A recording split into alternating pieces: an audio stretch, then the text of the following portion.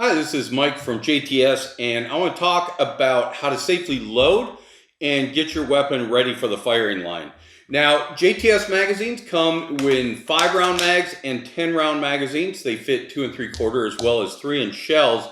When you are loading the magazines, I like to kind of put them right in front of the rear of the shell, right about there. Go ahead and press it down and then let it go back. And then with this next shell, you just kind of do the same thing.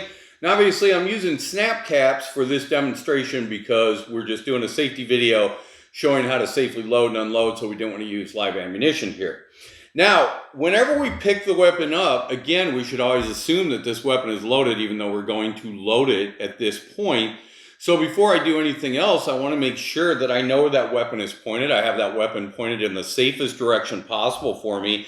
And as I pick up the weapon and manipulate it or move it or charge it or do anything like that, I want to make sure that that barrel is maintaining the same attitude, that it's always pointing in the same direction. A lot of times when people load guns, they're moving them up and down and around, and they really shouldn't do that. We want to make sure that that magazine is kept in the same condition.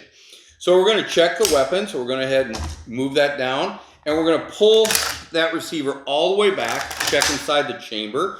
The weapon is empty, and we're going to go ahead and load. Now, unlike most standard AK mags that you have to kind of rock and roll to sort of get the fit in there, because of the way that this is flared, the JTS AK12 mag's actually going really simply.